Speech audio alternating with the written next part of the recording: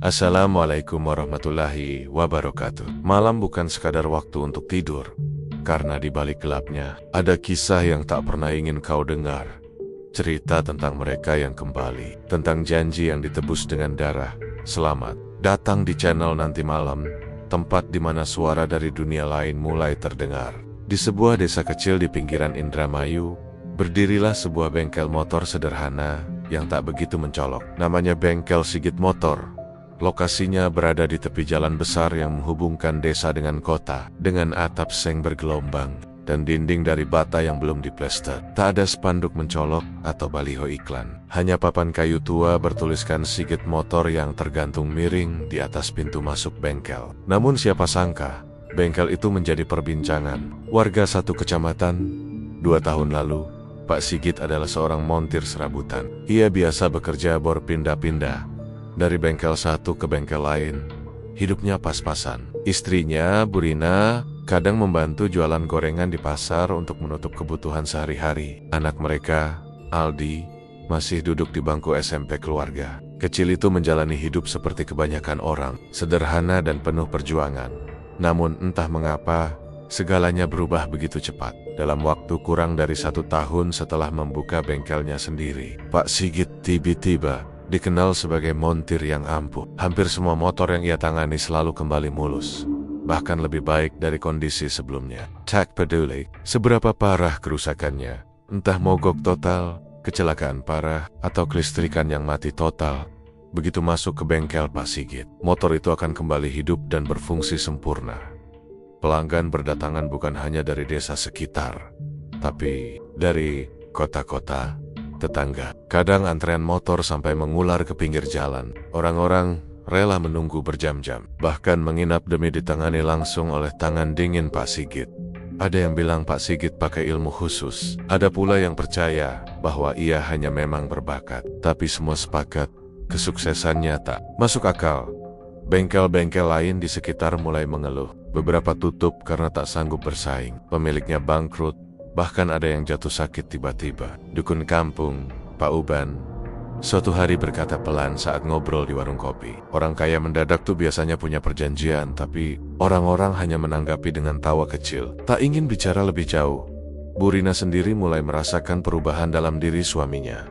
Sejak bengkel ramai, Pak Sigit lebih pendiam. Ia tak lagi bercanda seperti dulu. Tatapannya sering kosong, dan ia kerap mengurung diri di ruang belakang bengkel setiap malam. Saat ditanya sedang apa, jawabannya selalu sama, cuma beresin alat-alat. Namun Bu Rina tahu, sejak beberapa bulan terakhir, Pak Sigit sering bangun pukul 2 atau 3 pagi. Ia keluar rumah diam-diam, lalu kembali saat fajar menjelang. Bajunya bau tanah basah, kadang juga amis seperti darah. Saat Bu Rina bertanya, Pak Sigit hanya berkata, "Ngurus pekerjaan biar lancar." Yang membuat Bu Rina benar-benar curiga adalah ketika ia menemukan sebuah kendi kecil berisi cairan hitam di kolong meja bengkel. Ia tak tahu itu apa, tapi baunya menyengat, dan saat tersentuh, kulit tangannya gatal tak karuan. Ketika ia menunjukkan pada suaminya, Pak Sigit langsung marah besar. Wajahnya merah padam, tangannya gemetar menahan amarah.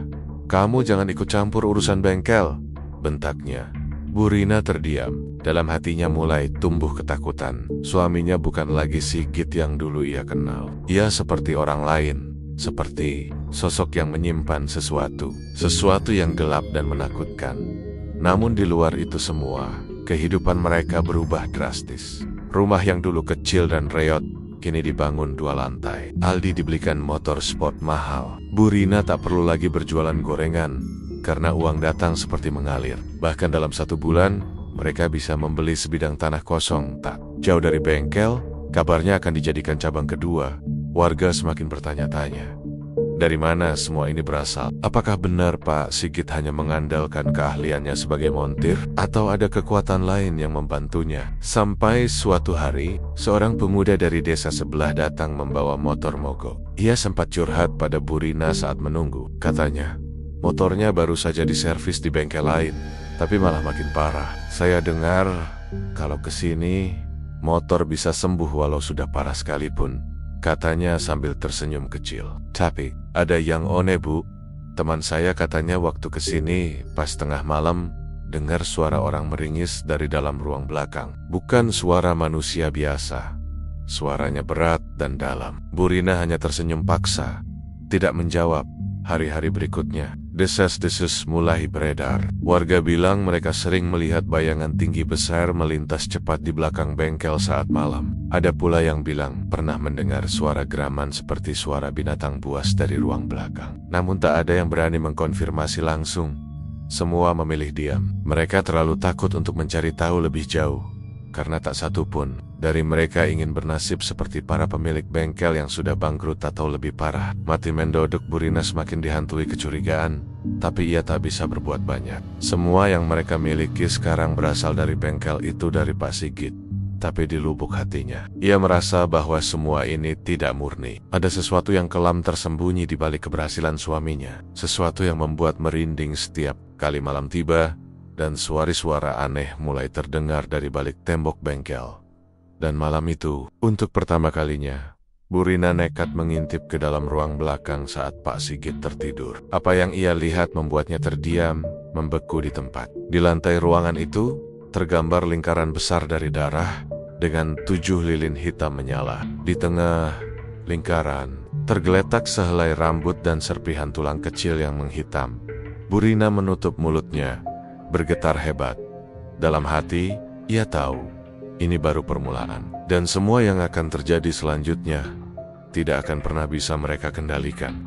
Sejak bengkel Pak Sigit makin ramai, banyak mata yang mulai melirik penuh curiga. Dulu, orang-orang hanya menganggapnya montir biasa. Namun sekarang, ia seolah menjadi raja kecil di dunia perbengkelan. Tak ada satupun bengkel di sekitaran Indramayu yang bisa menyainginya, bahkan yang sudah puluhan tahun berdiri pun kalah pamor. Satu demi satu usaha bengkel tutup, seperti terkena kutukan. Tak sedikit yang memilih alih profesi. Ada juga yang menjual seluruh peralatannya demi bertahan hidup. Namun tidak semua bisa menerima kekalahan dengan lapang dada. Suatu malam, saat bengkel sudah tutup dan suasana desa mulai sepi, 3 orang pria mendatangi rumah Pak Sigit. Mereka adalah pemilik bengkel yang dulu sempat dikenal, Pak Jono, Pak Rusdi, dan Pak Heri. Ketiganya adalah teman lama Pak Sigit saat masih jadi montir keliling. Tapi malam itu, wajah mereka tak menunjukkan keakraban. Sorot mata mereka penuh kemarahan dan dendam. "Maaf ya Git," ucap Pak Jono dingin begitu Pak Sigit membuka pintu. "Kami cuma mau tahu, sebenarnya kamu pakai apa?" Pak Sigit mengangkat alis. "Maksudnya, jangan main bodoh," bentak Pak Rusdi. "Bengkelnya Jono tutup. Aku juga rugi besar. Heri bahkan hampir jual rumah. Tapi kamu baru buka setahun, sudah kaya raya. Semua orang ke tempatmu. Kamu pikir kami nggak curiga?" Pak Heri menambahkan, "Kami dengar kamu sering keluar tengah malam. Ada yang lihat kamu bawa kendi dari kebun belakang. Ada juga yang bilang suara aneh sering terdengar dari bengkelnya." Pak Sigit hanya berdiri tenang. Sorot matanya dingin. Berbeda dari pria ramah yang dulu mereka kenal. "Kalau kalian cuma datang buat tadu-tadu, pulang saja. Aku kerja keras. Orang percaya sama hasil kerjaku. Bukan salahku kalau bengkel kalian gak laku. Jangan main bersih."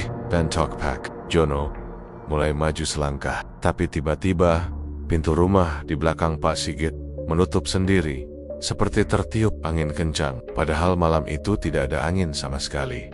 Daun-daun di halaman pun tak bergerak. Ketiga pria itu spontan terdiam. Pak Sigit menatap mereka satu persatu. Lalu ia berkata pelan, "Pulanglah sebelum kalian menyesal." Tak ada satupun dari mereka yang menjawab. Entah mengapa, tubuh mereka terasa berat, seperti ada hawa dingin yang menekan pundak mereka. Dengan perasaan tidak nyaman, mereka pun memilih pergi tanpa kata-kata. Keesokan harinya, berita duka pertama datang dari rumah Pak Rusdi. Ia ditemukan oleh anaknya dalam posisi tergantung di garasi bengkel yang sudah lama tak beroperasi. Lehernya terikat rantai motor. Wajahnya pucat membiru. Polisi menyebutnya bunuh diri. Tapi warga tak percaya. Mereka tahu Pak Rusdi adalah orang kuat. Tidak mungkin memilih mati seperti itu. Seminggu kemudian, Pak Heri mengalami kecelakaan di jalan saat mengendarai motornya. Aneh, karena kecelakaan itu terjadi di jalan lurus dan sepi, padahal ia dikenal sangat hati-hati. Saksi mata mengatakan Pak Heri seperti dikejar sesuatu, motornya ngebut tak terkendali sebelum akhirnya menabrak. Pauhan basah, tubuhnya remuk, nyaris tak dikenali, Dan yang paling menyeramkan terjadi pada Pak Jono. Ia mulai mengalami gangguan aneh. Malam-malam, ia mendengar suara langkah kaki berat di atap rumahnya. Kadang terdengar suara ranting patah, tapi saat diperiksa, tak ada apapun. Istrinya mengaku pernah melihat bayangan besar melintas di halaman belakang, seperti sosok hitam bertanduk. Pak Jono semakin stres. Ia tak bisa tidur, matanya cekung, tubuhnya kurus kering. Suatu malam, ia mengamuk. Ia menghancurkan semua peralatan bengkel dan berteriak-teriak, menyebut nama Pak Sigit, memanggilnya sebagai iblis berkedok manusia. Tetangganya datang untuk menenangkan, tapi saat masuk ke rumah, mereka menemukan Pak Jono sudah terkapar dengan darah keluar dari mulut dan telinga. Tak ada luka luar. Dokter bilang itu serangan jantung, tapi banyak yang percaya itu ulah dari kekuatan tak kasat mata. Warga mulai membicarakan Pak Sigit dengan suara berbisik. Mereka tak lagi sekadar kagum atau iri, tapi mulai takut. Mereka mulai menghindari rumah dan bengkelnya jika malam tiba. Beberapa yang tinggal dekat bahkan memutuskan pindah. Suasana desa jadi tegang dan penuh bisik-bisik. Burina pun semakin resah. Ia tahu semua ini pasti berkaitan dengan suaminya. Ia mencoba bicara baik-baik, mencoba mengajak Pak Sigit kembali seperti dulu. Tapi setiap kali ia buka topik tentang hal-hal aneh di sekitar bengkel, Pak Sigit hanya menatap tajam dan berkata singkat, "Kamu gak usah ikut campur." Aldi, anak mereka, juga mulai bersikap aneh. Ia sering melamun, kadang bicara sendiri di dalam. Beberapa kali, Burina melihat Aldi menggambar sosok hitam besar dengan mata merah. Ketika ditanya, Aldi hanya menjawab, "Itu teman ayah di bengkel."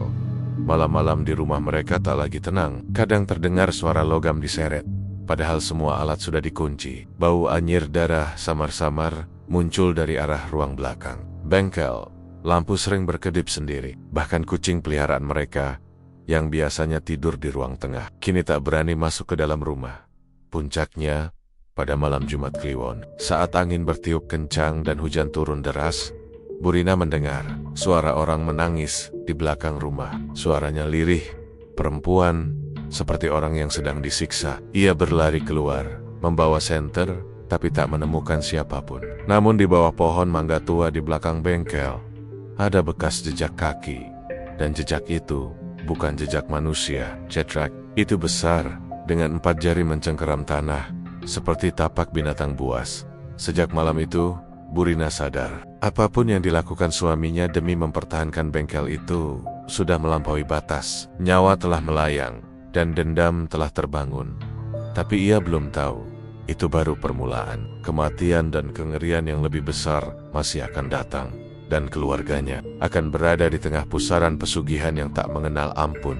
Malam di desa tempat tinggal Pak Sigit biasanya sunyi. Hanya suara jangkrik dan desiran angin sawah yang sesekali terdengar memecah keheningan. Namun, belakangan ini, suasana malam di sekitar bengkel Pak Sigit berubah menjadi tegang dan menyesakkan. Warga tak lagi berani melintas di depan bengkel itu setelah matahari tenggelam. Konon, dari dalam bengkel kadang terdengar suara geraman berat, seperti binatang buas yang tengah marah. Kadang juga terdengar bunyi logam dipukul-pukul. Meski bengkelnya sudah tutup rapat, seorang pemuda bernama Dimas baru saja diterima bekerja sebagai anak magang di bengkel itu. Ia anak yatim piatu dari desa sebelah, direkomendasikan oleh Pak RT untuk membantu Pak Sigit yang katanya kewalahan melayani pelanggan. Dimas senang bukan main, sebab gaji yang dijanjikan cukup besar, bahkan lebih tinggi dari gaji montir berpengalaman di tempat lain.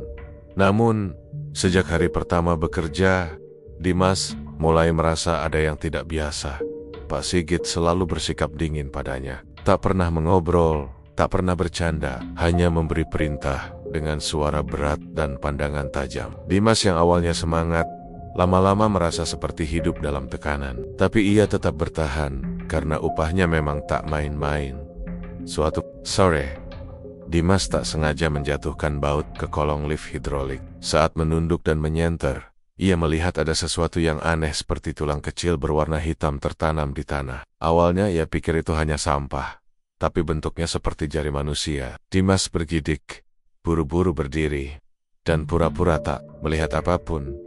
Ia mencoba mengabaikan firasat buruk itu, tapi malam-malam berikutnya, ia mulai mendengar suara-suara aneh dari dalam bengkel, terutama dari ruang belakang yang selalu terkunci. Suara seperti orang merintih, kadang disusul suara cekikikan samar. Ia tak berani bertanya. Para pekerja lain pun seolah bungkam, dan semuanya berpura-pura tak tahu.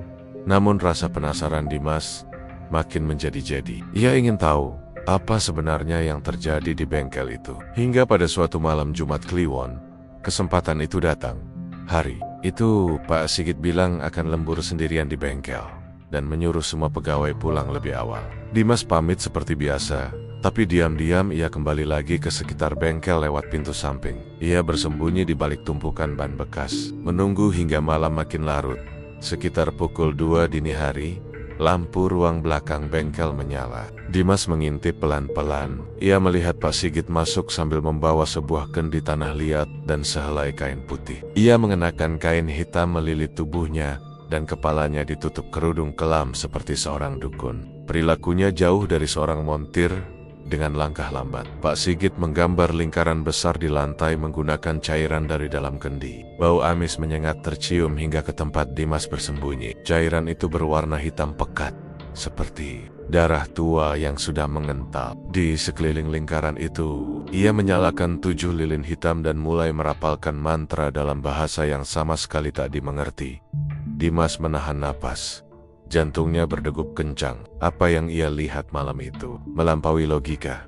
Setelah beberapa menit membaca mantra, tiba-tiba angin kencang berhembus dari arah belakang ruangan. Padahal semua pintu tertutup. Lilin-lilin tetap menyala, namun cahaya di dalam ruangan seperti ditelan kegelapan. Suara berat, dalam dan menggema muncul dari tengah lingkaran.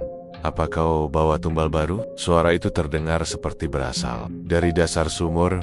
Pak Sigit mengangguk pelan. "Sudah aku siapkan, dia belum tahu. Tapi saat waktunya tiba, akan kuantar langsung. 3 tumbal lagi," suara itu bergetar. "Dan kamu akan mendapatkan apa yang kau minta, 3 cabang bengkel di 3 kabupaten, kekayaan, nama besar, dan kehormatan. Tapi kalau kau ingkar, tubuh dan jiwamu akan menjadi milikku." Pak Sigit menunduk dalam, wajahnya nyaris menempel ke lantai.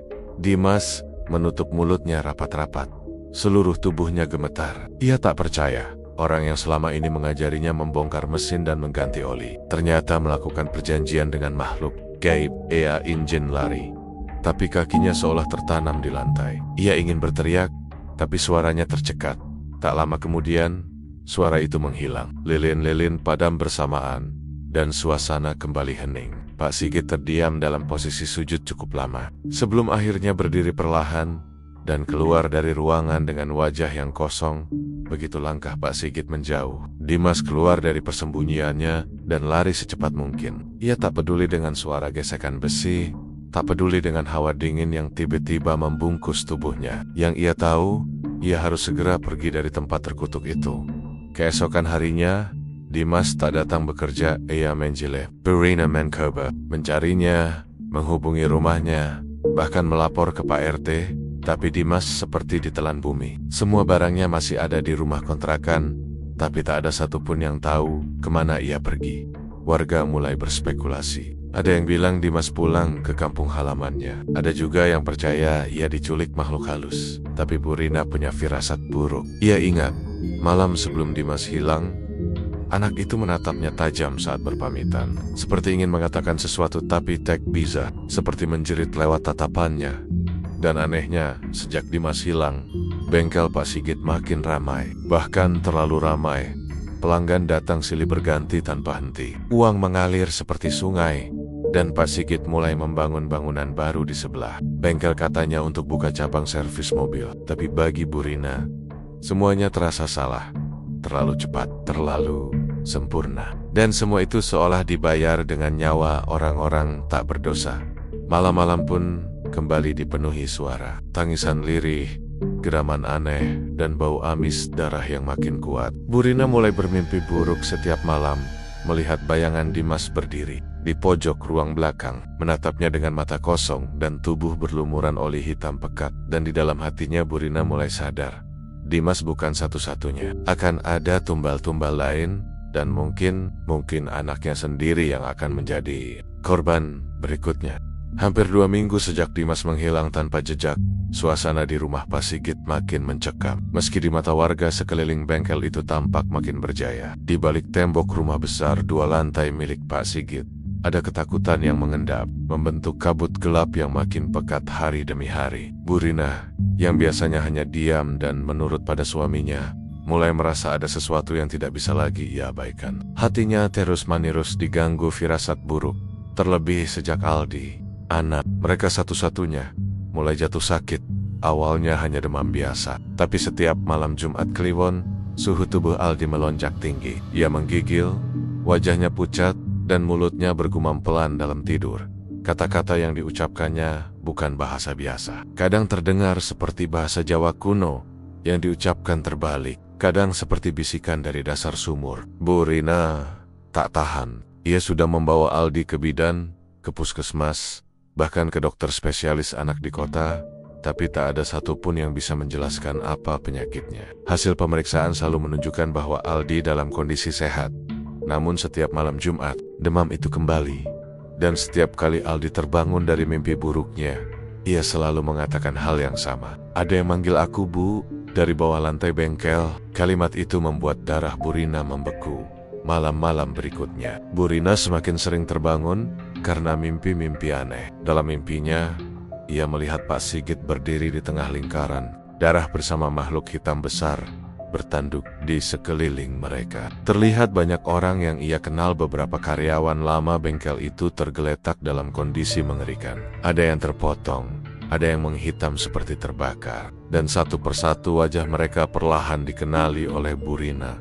Yang paling membuatnya histeris adalah ketika ia bermimpi melihat wajah Dimas di antara mereka. Tubuh anak itu tergantung di lenggit-lenggit bengkel dengan darah menetes dari matanya yang kosong saat terbangun. Tubuh Bu Rina basah oleh keringat. Ia menangis diam-diam, tak sanggup membangunkan Pak Sigit yang tidur di sampingnya dengan tenang. Ia tahu, mimpi itu bukan sekadar bunga tidur. Ini adalah peringatan, dan ia tak bisa tinggal diam lebih lama. Siang harinya, saat Pak Sigit keluar untuk membeli onderdil, Bu Rina memberanikan diri masuk ke ruang kerja suaminya yang selalu terkunci. Ia tahu betul bahwa ia hanya punya waktu sebentar sebelum Pak Sigit kembali. Dengan tangan gemetar, ia mencari-cari sesuatu apa saja yang bisa menjawab segala kecurigaan dan mimpi buruknya. Di laci paling bawah, tersembunyi di balik tumpukan kain lap, ia menemukan sebuah buku tua berkulit coklat. Sampulnya lusuh, penuh noda, dan tak ada judul. Tapi ketika ia membukanya, isi di dalamnya membuatnya terpaku. Tulisan-tulisan dalam huruf Jawa kuno, gumbar gambar, simbol aneh, dan halaman-halaman berisi nama-nama yang membuat hatinya tercekik.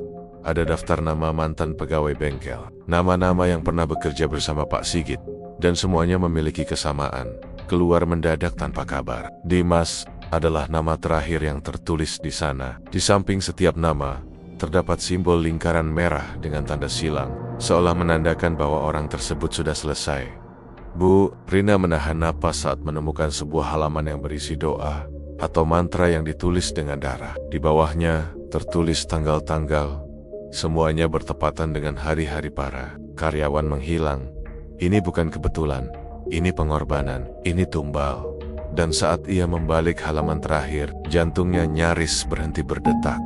Tertulis sebuah kalimat besar, tumbal ke-10, darah dari darah sendiri. Di bawahnya, nama Aldi tertera dengan tinta merah menyala. Buku itu jatuh dari tangannya. Bu Rina memegangi mulutnya, menahan teriakan. Dunia di sekelilingnya seakan berputar. Ia mundur pelan, menabrak kursi, lalu segera menutup laci dan meninggalkan ruang itu secepat mungkin. Malam harinya, ia tak bisa menatap suaminya dengan cara yang sama. Ia menyiapkan makan malam, menyuapi Aldi, dan pura-pura tertawa menanggapi obrolan suaminya. Tapi di dalam pikirannya, ada pertanyaan besar yang terus berputar.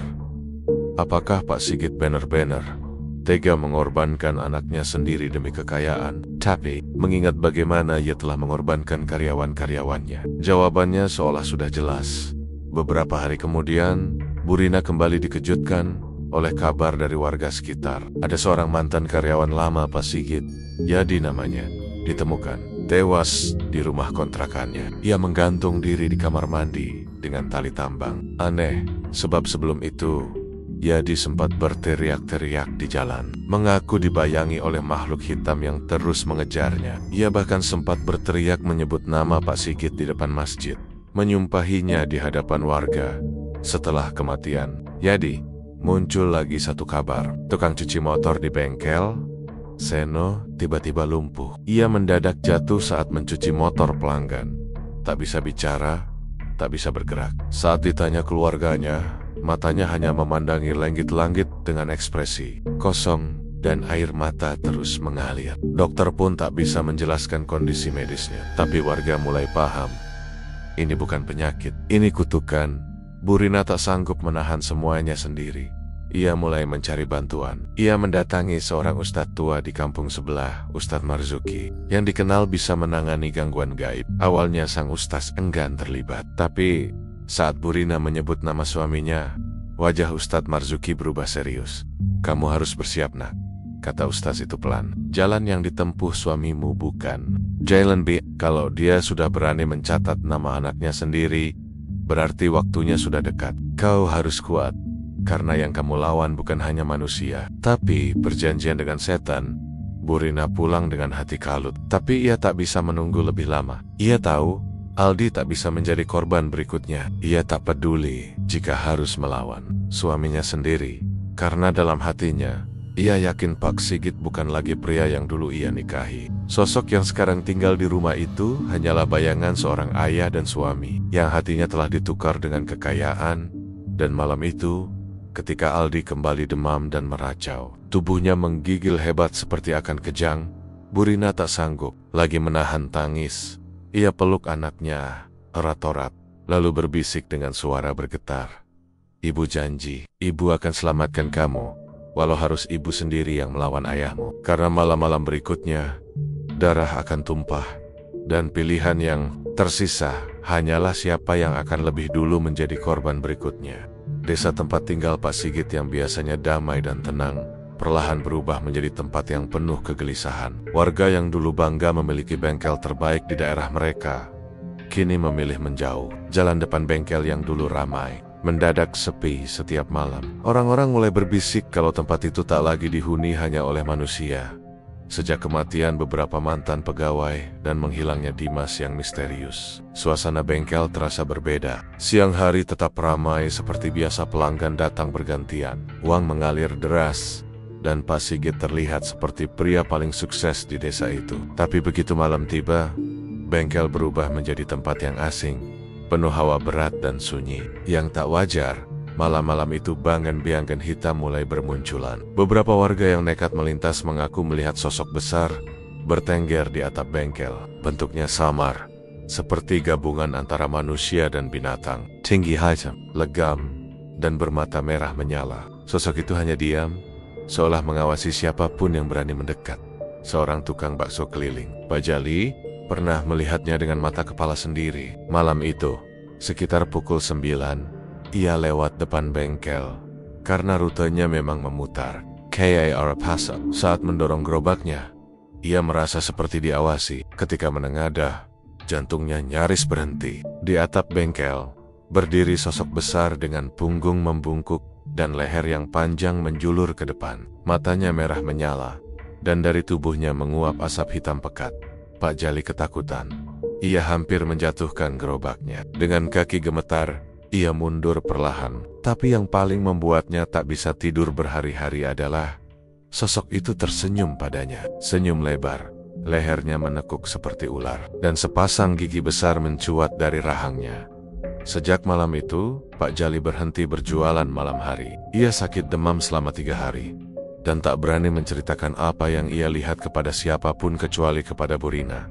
Bu Rina yang mendengar cerita itu hanya bisa menggigit bibir, menahan tangis. Ia sudah tahu makhluk itu ada. Ia sudah mencium baunya, mendengar suaranya, bahkan merasakannya mengelilingi rumahnya setiap malam. Tapi mendengar kesaksian orang lain membuat ketakutannya menjadi nyata.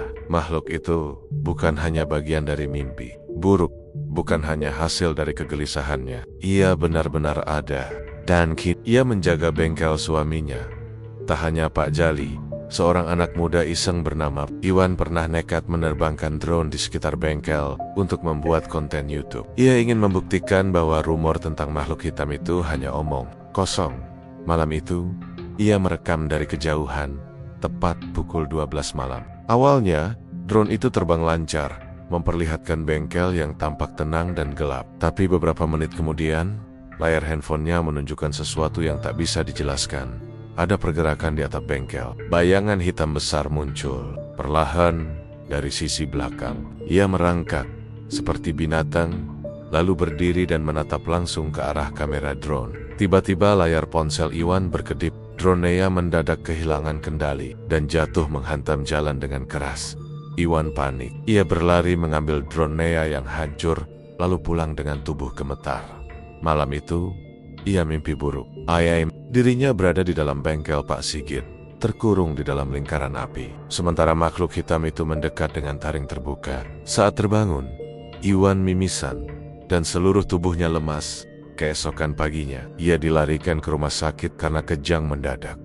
Dokter tak bisa menjelaskan penyebabnya. Dan yang membuat semua orang makin merinding, file video dari drone-nya hilang. Pegasus seolah tak pernah direkam. Rumor tentang makhluk hitam itu makin menyebar luas. Warga menyebutnya dengan berbagai nama. Penunggu bengkel, bayangan bertanduk, atau siluman besi. Ada yang mengatakan makhluk itu bukan cuma penjaga pesugihan, tapi juga pemungut tumbal. Ia yang datang saat darah harus dibayar. Burina tak bisa lagi tidur tenang. Ia tahu, selama ini makhluk itu memang hidup bersama mereka. Ia mungkin duduk di pojok bengkel saat siang hari, tak terlihat, atau berdiri di balik pintu kamar Aldi setiap malam. Ia seperti bayangan kelam yang selalu mengintai. Dan yang lebih menakutkan, Burina merasa makhluk itu sudah mulai menyatu dengan Pak Sigit. Suaminya kini benar-benar berubah. Ia jarang berbicara, tak lagi menyentuh anaknya, dan lebih sering mengurung diri di ruang belakang bengkel. Matanya seperti kosong, kadang menatap lurus ke dinding selama berjam-jam. Ia bahkan pernah tertawa sendiri di tengah malam, duduk di ruang tamu dengan lampu mati, seperti sedang bercakap dengan sesuatu yang tak kasat mata. Pada suatu malam, Rina memberanikan diri mengintip suaminya dari celah pintu. Ia melihat Pak Sigit duduk bersila di tengah ruangan. Tubuhnya telanjang dari pinggang ke atas dengan simbol-simbol merah terpahat di dadanya. Di hadapannya ada baskom besar berisi darah segar, dan di sekelilingnya ada suara-suara bisikan dari arah tembok. Seketika tubuh Burina lemas. Ia menutup pintu perlahan dan mundur tanpa suara. Tapi dalam hatinya, ia tahu suaminya sudah bukan manusia biasa lagi. Ia sudah menjadi perantara, seorang penjaga perjanjian yang tak bisa dibatalkan begitu saja. Keesokan harinya, Pak Sigit datang ke kamar Aldi dan berdiri di ambang pintu cukup lama.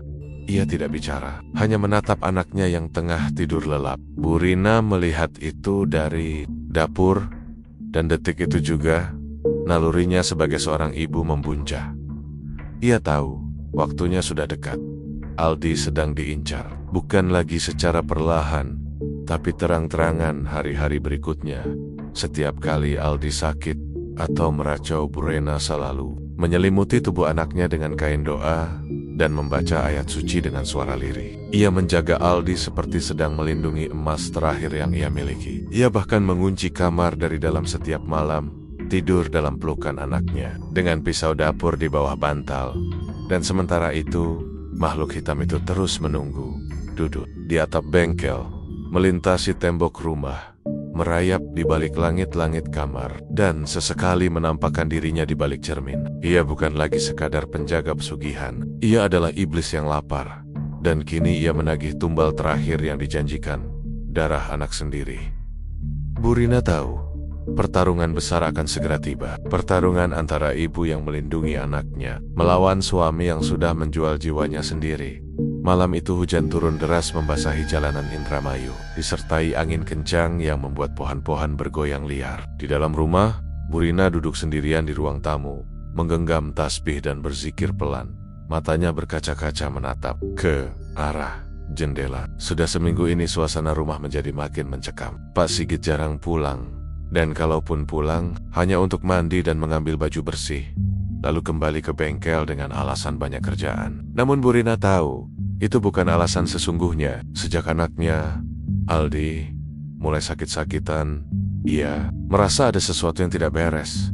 Aldi tidak demam biasa. Setiap malam Jumat Kliwon, tubuhnya menggigil hebat. Matanya melotot menatap lenggit-lenggit, dan mulutnya menggumamkan kata-kata aneh seolah bukan dirinya. Ia akan menjerit, mencakar tembok, bahkan pernah hampir menyayat tangannya sendiri jika tidak segera dicegah. Dokter sudah didatangi, tapi semua hasil pemeriksaan menunjukkan Aldi sehat. Bu Rina tahu ini bukan penyakit medis. Ini sesuatu yang lain, sesuatu yang gelap.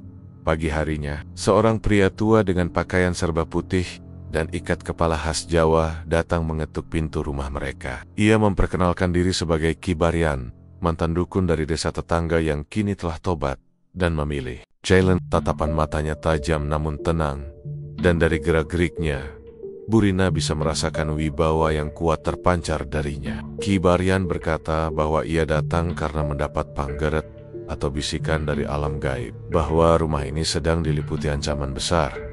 Awalnya Bu Rina ragu dan takut, tapi ketika Ki Baryan meminta izin untuk masuk dan berdoa di ruang tengah, suasana rumah tiba-tiba menjadi dingin. Ki Baryan menyalakan kemenyan, membaca doa-doa dalam bahasa Jawa kuno, dan menaburkan bunga 7 rupa di sudut-sudut rumah. Saat ia selesai, ia memandang Bu Rina dan berkata dengan suara lirih, "Suamimu bermain dengan jaran pitu, Bu, dan anak akan menjadi korban berikutnya."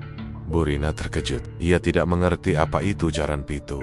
Namun Ki Baryan menjelaskan, jaran pitu adalah makhluk pesugihan dari dimensi gelap. Ia mengambil wujud kuda hitam tanpa kepala dengan tubuh menjulang tinggi, dan konon hidup di batas antara dunia manusia dan alam jin. Makhluk ini memberikan kekayaan dengan syarat setiap tahun harus ada tumbal darah muda yang diberikan kepadanya. Semakin besar keinginan dan kerakusan manusia, semakin besar pula pengorbanan yang harus dibayar. Bu Rina nyaris tak percaya, tapi semuanya masuk akal. Bengkel Pak Sigit mendadak maju, semua saingan bangkrut atau mati mengenaskan, dan sekarang Aldi sakit misterius. Ia menangis di hadapan Ki Baryan, memohon pertolongan.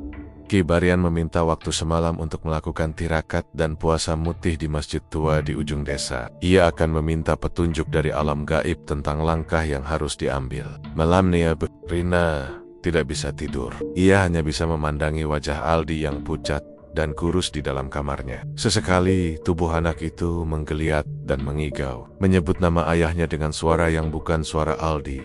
Pagi harinya, Ki Baryan datang kembali dengan wajah lelah namun mantap. Ia berkata bahwa ia telah melihat segalanya dalam mimpi. Ia melihat Pak Sigit memandikan tubuh anak laki-laki dalam darah kambing hitam. Ia melihat bengkel itu memiliki lorong tersembunyi yang mengarah ke ruang ritual. Di sanalah jaran pitu menerima. Ia juga melihat makhluk berkepala manusia dengan kaki kuda berdiri di balik tembok bengkel, menunggu tumbal berikutnya. Ki Baryan memberi peringatan tegas. Jika tidak segera dihentikan, Aldi akan mati perlahan sebagai tumbal keserakahan. Ayahnya, Bu Rina, harus memilih menyelamatkan anaknya atau membiarkan semuanya mengalir menuju kehancuran. Ia juga menyebutkan bahwa satu-satunya cara untuk memutus ikatan dengan jaran pitu adalah dengan menghancurkan tempat ritual dan membakar benda-benda pemanggil makhluk tersebut, termasuk buku ritual, sesaji, dan jimat yang digunakan. Dengan hati gemetar, Bu Rina memutuskan untuk melawan. Ia sudah tak peduli lagi dengan ancaman dari suaminya, atau bahkan bahaya dari makhluk pesugihan itu. Yang ia tahu, ia harus menyelamatkan Aldi diam-diam. Malam harinya, ia mengikuti Pak Sigit yang berangkat K-Bank. Dari kejauhan ia mengintip dari balik warung kosong di seberang jalan.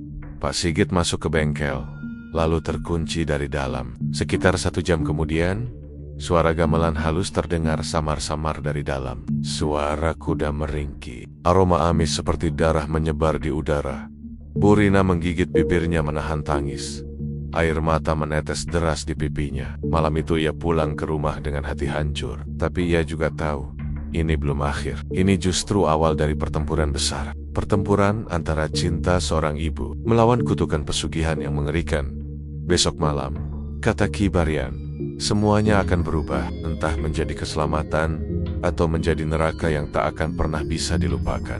Malam itu angin berhembus kencang, menebarkan aroma lembab dari tanah yang baru saja diguyur hujan. Langit masih gelap meski jam telah menunjukkan pukul 9 malam. Petir sesekali menyambar, menyalakan langit dan bayang-bayang pohon yang berdiri diam, seperti sosok-sosok tak kasat mata. Di dalam rumah sederhana yang mulai retak atapnya, Burina duduk memeluk Aldi yang tubuhnya masih menggigil hebat. Napas anak itu tidak teratur. Sesekali ia terbatuk seperti dicekik sesuatu yang tak terlihat. Di matanya ada ketakutan yang tak bisa diungkapkan dengan kata. Seolah ia sudah melihat kematian berdiri di ambang pintu. Sementara itu, Kibarian berdiri di pojok ruangan, menggenggam tasbih kayu cendana dan menatap lantai dengan penuh konsentrasi. Ia sudah menyiapkan segalanya. Malam ini ia akan membawa Burina ke bengkel Pak Sigit untuk menghentikan semua kegilaan ini. Ritual pemutusan pesugihan harus dilakukan sebelum dini hari, tepat saat jam menunjukkan pukul ke-12.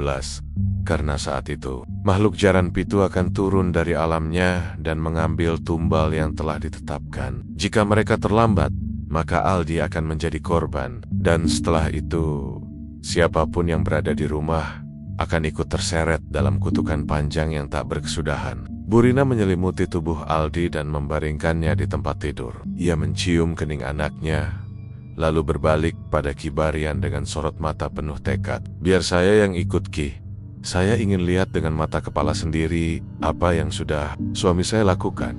Dan saya ingin menolong anak saya dengan apapun yang saya punya. Kibarian hanya mengangguk. Ia tahu ketika seorang ibu sudah mengambil keputusan dengan hatinya, tidak ada yang bisa menghalangi. Mereka berjalan menyusuri lorong-lorong gelap menuju bengkel yang jaraknya sekitar 500 meter dari rumah. Jalanan sepi, hanya suara jangkrik, dan sesekali lolongan anjing terdengar dari kejauhan. Ketika mereka sampai di depan bengkel, suasana terasa jauh lebih mencekam. Pintu utama tertutup rapat, lampu di dalam mati total. Tapi dari sela-sela dinding kayu, tampak cahaya merah redup berkedip-kedip. Dan suara bukan suara manusia berkumandang dari dalam, seperti gumaman mantra dalam bahasa yang tidak dikenal. Kibarian mengeluarkan segenggam garam kasar dan menaburkannya di depan pintu.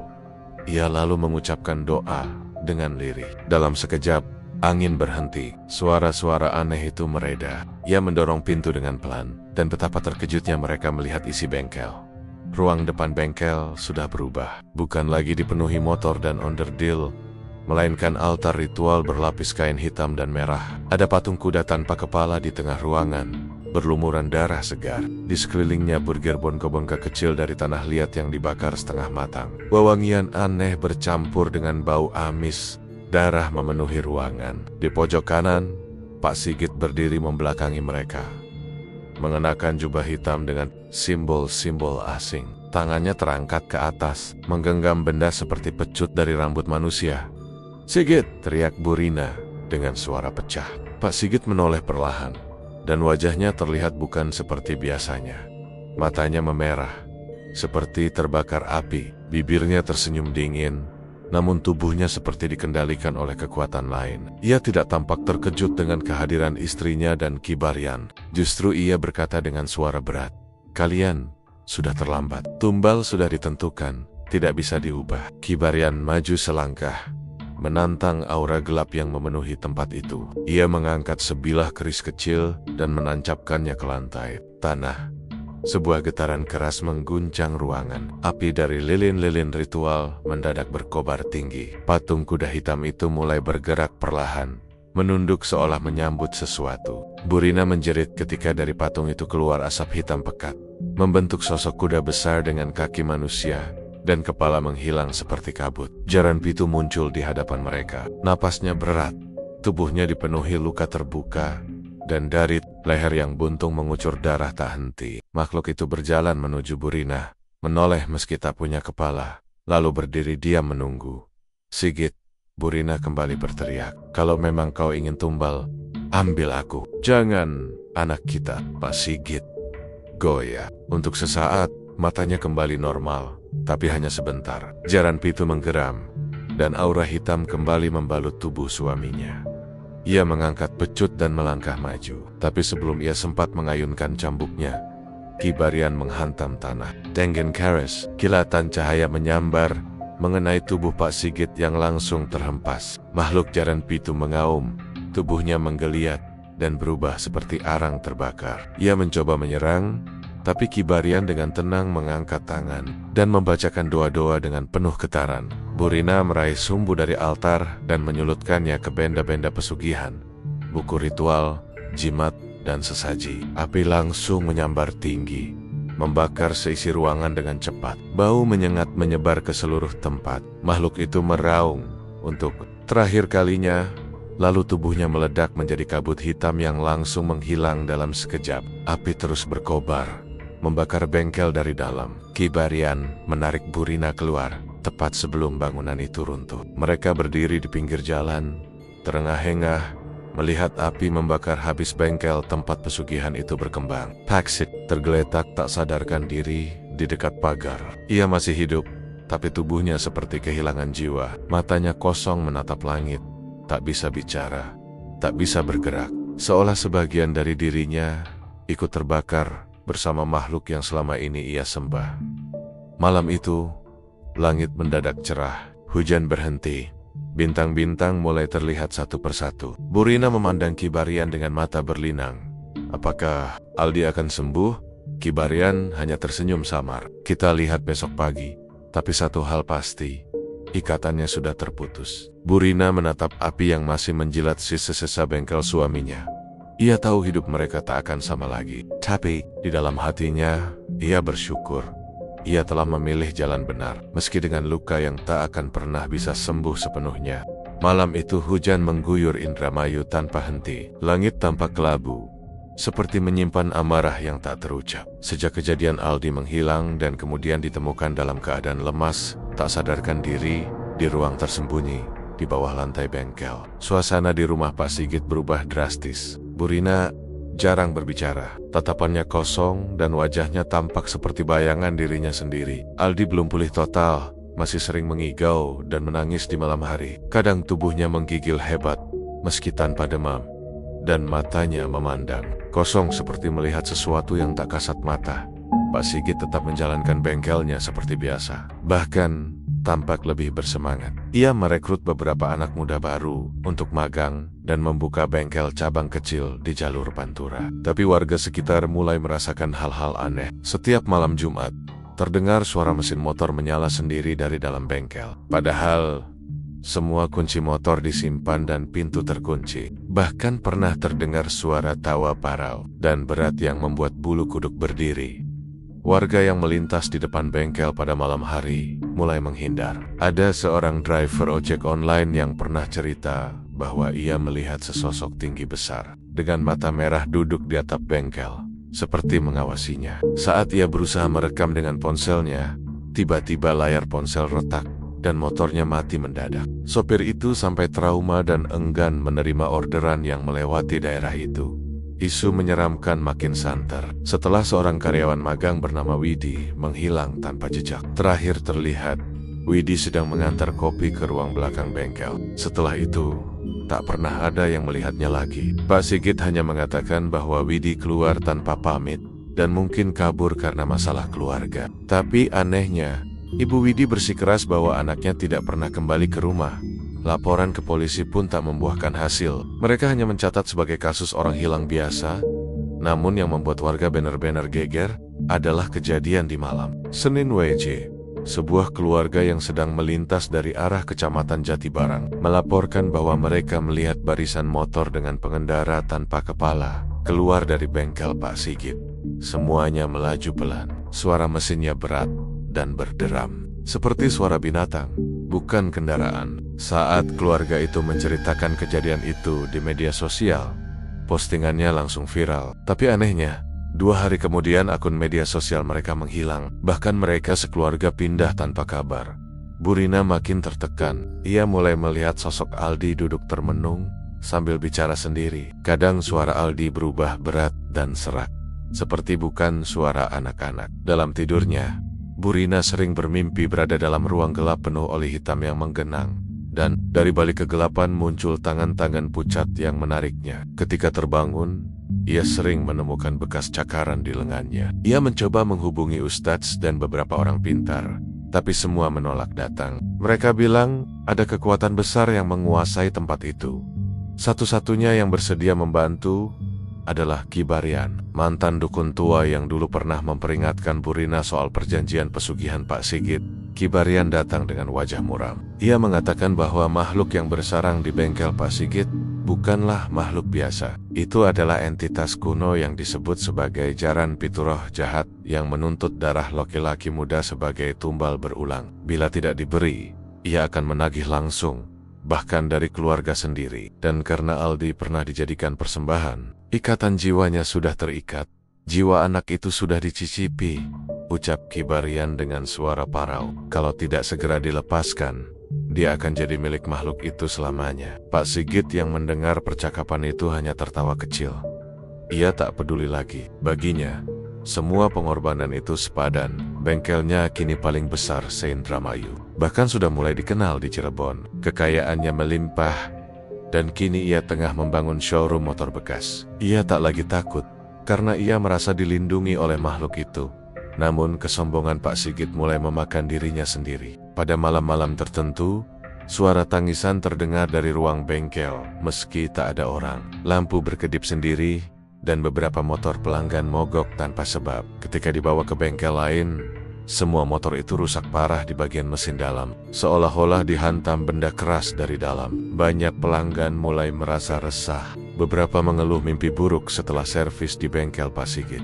Bahkan salah satu pelanggan meninggal dunia secara tragis karena motornya meledak saat melaju. Dan dari hasil investigasi polisi, ledakan berasal dari modifikasi aneh pada bagian dalam tangki yang tidak masuk akal.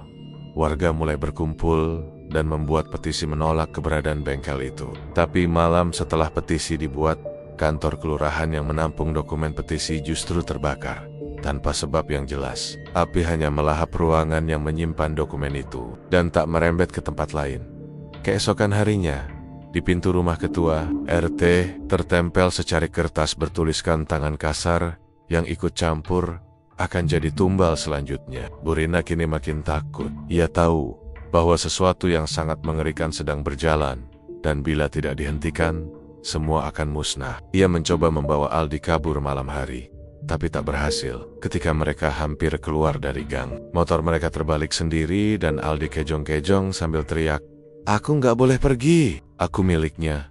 Tangis Burina pecah. Ia berlari ke rumah Ki Baryan, memohon pertolongan. Ki Baryan hanya mengangguk, lalu berkata dengan lirih, "Kita sudah tak punya banyak waktu. Arwah-arwah yang ditumbalkan sudah mulai memberontak. Saat waktu purnama datang, mereka akan menagih janji. Dan saat itu, bengkel itu akan menjadi neraka." Langit malam itu tampak merah darah. Dan untuk pertama kalinya sejak bengkel itu berdiri, Pak Sigit merasa hawa panas membakar dari dalam dinding bengkelnya. Mesin-mesin bergetar sendiri. Dan dari dalam ruang belakang, terdengar suara berat, seperti derap kaki seekor kuda, berjalan perlahan, menyusuri lorong kematian. Malam itu, langit Indramayu kelabu dan berat. Awan hitam menggantung, seakan menanti waktu yang tepat untuk menumpahkan badai. Di sudut kota yang dulu ramai oleh suara mesin dan tawa para montir, bengkel motor Pak Sigit kini tampak suram dan nyaris tak berpenghuni. Warna cat yang dulu cerah mulai memudar, dinding-dindingnya penuh retakan, dan aroma anyir aneh kerap tercium dari dalam ruang kerjanya. Tak ada lagi pelanggan yang datang, tak ada suara knalpot meraung atau paku yang dijepit. Semua berubah sejak malam penuh darah itu.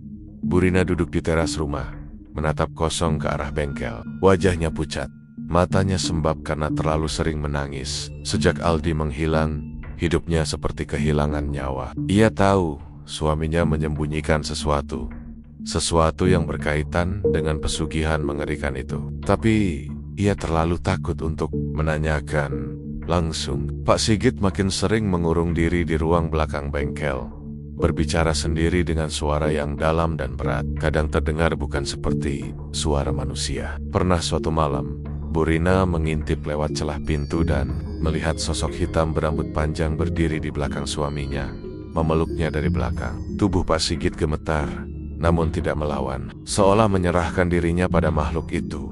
Di sisi lain, Ki Baryan dan Ustadz Hafiz yang mengetahui semua kebusukan itu tak tinggal diam. Mereka mulai mengumpulkan kekuatan spiritual untuk menghentikan perjanjian sesat Pak Sigit dengan makhluk yang dikenal sebagai Jaran Pitu, entitas yang haus darah dan tumbal manusia, terutama anak-anak laki-laki yang beranjak dewasa. Sudah banyak nyawa melayang demi memperkaya bengkel itu, dan jika tak dihentikan, akan lebih banyak lagi tumbal yang dikorbankan. Satu malam, Burina nekat masuk ke bengkel setelah mendengar suara tangisan Aldi bergema dari ruang bawah tanah. Dengan tangan gemetar, ia membawa kunci cadangan yang pernah disimpan Pak Sigit di balik jam dinding. Kunci itu mengarah ke pintu besi yang selalu terkunci rapat, tersembunyi di balik rak suku cadang. Saat pintu itu terbuka, bau busuk yang luar biasa menyergap hidungnya. Burina hampir muntah, namun ia menutup hidung dan melangkah turun dengan langkah hati-hati. Suara tangisan itu semakin jelas, dan matanya berkokek-kokak saat melihat putranya duduk meringkuk dalam kandang besi. Tubuhnya kurus dan dipenuhi luka. Aldi menatap ibunya dengan mata ketakutan. "Jangan, nanti ayah marah," bisiknya. Tapi Burina tak peduli. Ia membuka kandang dan memeluk anaknya erat. "Kita pergi, sekarang juga," katanya. Tapi baru beberapa langkah, suara derap langkah kuda menggema di ruang sempit itu. Tanah berguncang, dan dari ujung lorong muncul makhluk berkepala kuda dengan tubuh manusia. Matanya merah menyala, mulutnya dipenuhi taring. Makhluk itu melolong, memekik, lalu berlari ke arah mereka. Burina menjerit dan memeluk Aldi lebih erat. Saat itulah Ki Baryan dan Ustadz Hafidz muncul dari atas, membaca ayat-ayat suci sambil menaburkan garam dan kembang 7 rupa ke dalam lorong. Makhluk itu mengamuk, menabrak dinding, dan mengeluarkan suara mengerikan. Pak Sigit muncul dengan tubuh berlumur darah, matanya kosong seperti tak berjiwa. "Kalian tidak akan mengambil dia. Dia tumbal terakhir. Setelah ini aku akan punya bengkel di seluruh Jawa," teriaknya. Ki Baryan mengacungkan tongkat kayu cendana ke arah Pak Sigit. "Kamu sudah terlalu dalam. Kembalikan semua yang bukan hakmu, Pak." Sigit tertawa keras. Lalu tiba-tiba tubuhnya mulai menghitam. Urat-uratnya membesar, kulitnya melepuh dan mengeluarkan asap. Ia berteriak kesakitan sambil meraih wajahnya yang meleleh. Dari balik tubuhnya, makhluk Jaran Pitu keluar dan mengaum begitu keras, hingga seluruh bengkel bergetar. Dinding retak, atap roboh, dan kobaran api mulai muncul dari sudut ruang. Burina berhasil menyeret Aldi ke atas, dibantu Ki Baryan dan Ustadz Hafidz. Mereka berlari keluar, tepat sebelum bengkel itu meledak, menggelegar, hingga kokek-kokak rumah sekitar pecah. Api membakar habis bengkel itu. Tubuh Pak Sigit tak pernah ditemukan, namun di antara puing-puing, warga melihat potongan rantai yang terikat pada kuku kuda hitam yang meleleh. Sejak malam itu, suara mesin motor kerap terdengar dari reruntuhan, padahal tak ada yang berani membangun. Kembali di sana, kadang terdengar suara tawa kecil dan jeritan seperti anak-anak. Burina dan Aldi pindah ke tempat lain. Aldi butuh waktu lama untuk bisa berbicara lagi. Ia masih sering ketakutan tiap malam Jumat, namun perlahan sembuh. Ki Baryan dan Ustadz Hafidz menjadi pelindung mereka, memastikan bahwa makhluk itu tak lagi bisa kembali. Tapi trauma itu membekas. Dalam tidur Aldi, ia masih bermimpi melihat ayahnya duduk di atas kuda hitam, menatapnya sambil berkata, "Suatu saat nanti, kita akan bertemu lagi, Nak." Dan entah benar atau tidak, setiap tanggal bengkel itu dulu pertama kali dibuka, warga sekitar masih sering mencium bau amis dan oli terbakar dari arah puing-puing itu. Seolah Pak Sigit belum sepenuhnya pergi, Indramayu tak pernah benar-benar melupakan kisah kelam dari bengkel Pak Sigit. Meski puing-puing bangunan itu telah dibersihkan, dan lahan tempat bengkel berdiri kini ditumbuhi semak liar, bayang-bayang masa lalu masih menempel erat di benak warga. Orang-orang yang pernah menjadi pelanggan setia bengkel itu memilih tak menyebut nama Pak Sigit lagi. Mereka menyebutnya dengan istilah samar, yang pernah menantang Tuhan. Burina hidup sederhana bersama Aldi di daerah yang jauh dari pusat kota. Trauma yang membekas membuat mereka enggan bersosialisasi terlalu dekat. Aldi kini tumbuh menjadi remaja pendiam. Matanya menyimpan luka mendalam, luka yang tak bisa disembuhkan hanya dengan waktu. Ia masih sering terbangun tengah malam karena mimpi buruk. Kadang ia mengigau menyebut nama ayahnya, kadang menangis dalam tidur sambil memeluk lututnya sendiri. Namun ia juga belajar menjadi kuat. Ia tahu kehidupannya diselamatkan oleh keberanian sang ibu satu-satunya, orang yang tak menyerah saat semua orang mulai takut. Burina, di balik luka yang tak pernah benar-benar sembuh, mulai menemukan kedamaian dalam kesederhanaan. Ia tak lagi memikirkan harta atau kemewahan. Baginya, bisa melihat anaknya tumbuh dengan utuh sudah menjadi anugerah paling besar. Kadang ia duduk sendiri di depan rumah sambil membaca Al-Quran, berharap doa-doanya bisa terus menjadi pelindung bagi Aldi, dan mungkin juga sebagai penebus atas dosa-dosa suaminya yang dulu terjerat nafsu dan pesugihan. Kibarian tetap tinggal di Indramayu, menjadi tempat orang-orang meminta pertolongan ketika gangguan gaib datang. Ia tahu dunia ini tak hanya dipenuhi yang tampak oleh mata. Ada kekuatan-kekuatan kelam yang akan terus mencari celah untuk masuk ke kehidupan manusia. Kibarian sering berkata, godaan paling berbahaya bukan datang dari luar, tapi dari dalam hati manusia sendiri. Ketika kau mulai menginginkan lebih dari yang seharusnya, saat itulah iblis menepuk pundakmu. Ustadz Hafidz meneruskan dakwahnya, sering menceritakan kisah bengkel pesugihan dalam ceramahnya sebagai peringatan. Ia tak menyebut nama, tapi para jemaah paham siapa yang dimaksud. Ia ingin masyarakat sadar bahwa kekayaan yang tidak halal selalu menuntut balasan, entah cepat atau lambat, entah dalam bentuk nyawa, keluarga, atau ketenangan yang tak pernah kembali. Dan malam-malam di sekitar lahan bekas bengkel itu masih menyimpan misteri. Orang-orang yang lewat mengaku mendengar suara motor menyala sendiri, atau suara sepatu kuda menyeret-nyeret aspal. Kadang terdengar seperti suara anak remaja menangis, kadang seperti tawa pria dewasa yang sinis menggema dari kegelapan. Tapi tak satupun warga berani mendekat. Semua memilih menyeberang jalan atau mempercepat langkah saat melintasi tempat itu, karena mereka tahu ada tempot-tempot yang sebaiknya tidak diusik, ada cerita yang lebih baik tidak diulang, dan ada arwah yang belum benar-benar pergi. Pesugihan mungkin bisa membuatmu kaya, tapi harganya selalu lebih mahal daripada yang kau bayangkan.